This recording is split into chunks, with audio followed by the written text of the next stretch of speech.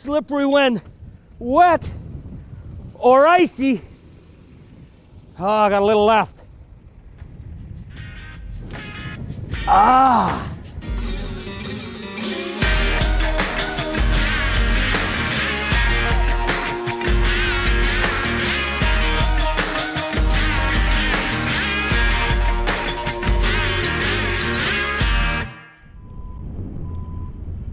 Greggy boy gave me a call at about 11 o'clock, sent me a picture that he had some trinkets.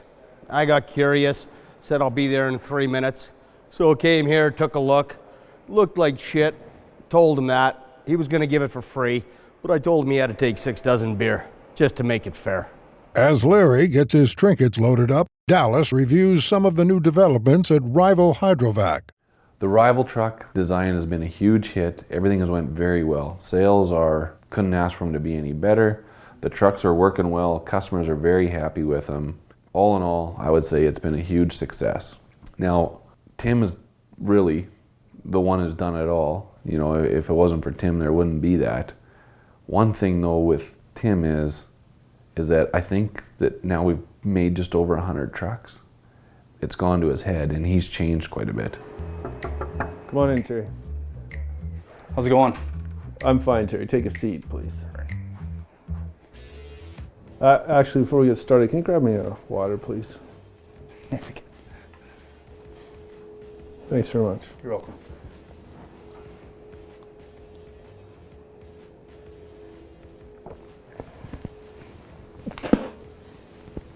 Is that tap? Yes. Yeah. Yeah, that's probably going to be a problem.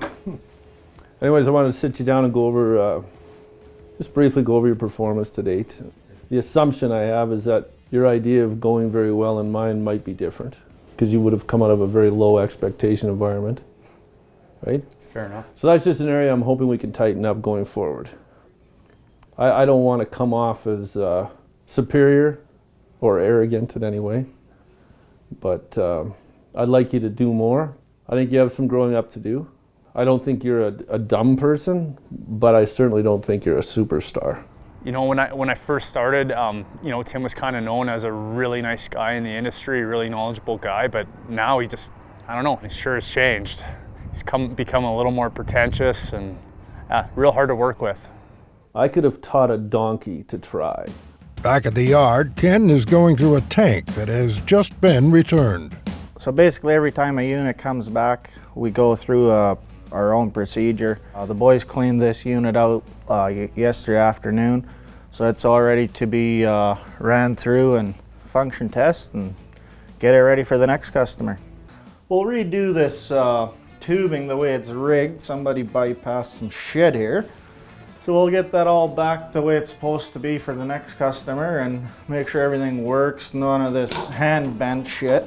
We get a third-party instrument company in to run through, check the shutdowns, instruments, calibrate everything, and just so we know that it's all up to snuff. Make sure the PSVs are up to date, calibrate the dry flow recorder, reset all the pressure switches, and so it's ready for the next customer.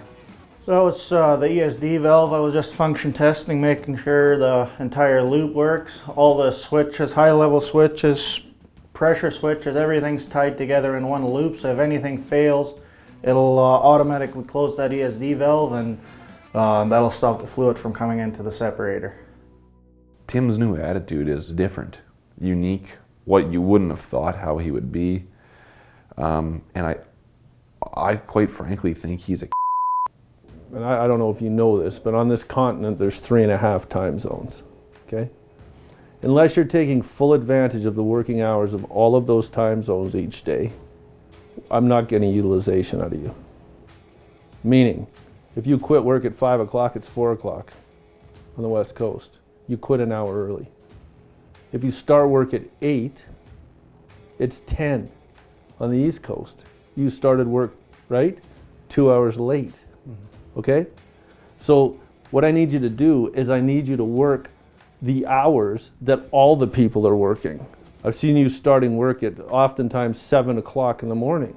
That's 9:30 in Labrador, right? Those guys are an hour and a half, 2 hours into their workday. That's half of the morning. we're getting nothing out of you for that period of time.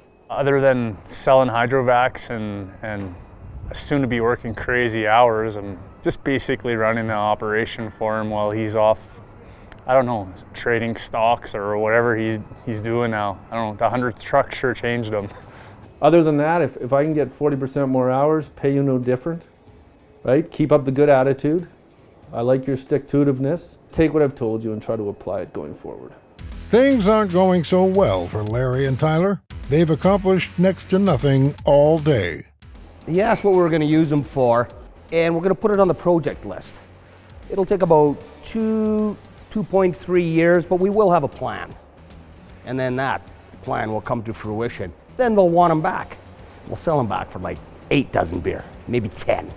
But as far as a skid steer operator, that dude couldn't run a sharp stick up a frozen dog's ass. So, yeah.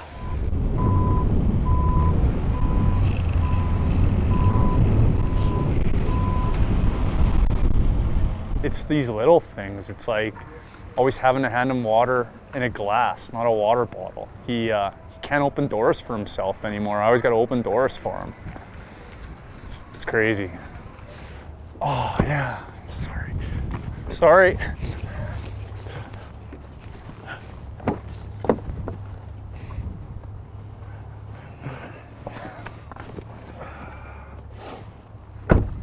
Yeah, like the company's doing great, and I don't know where I fit in or what's gonna happen next.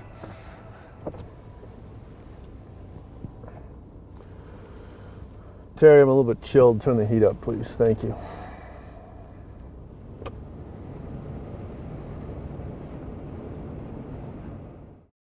Well, since the redneck days, I went for a few brain scans, but they said, yeah, there was no extra damage whatsoever.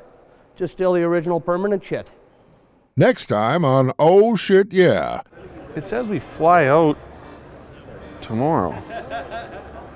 We're not supposed to fly out tomorrow. Is there any way I can change it to Friday? What? $3,600? So you're saying because I booked it online, I f***ed it up?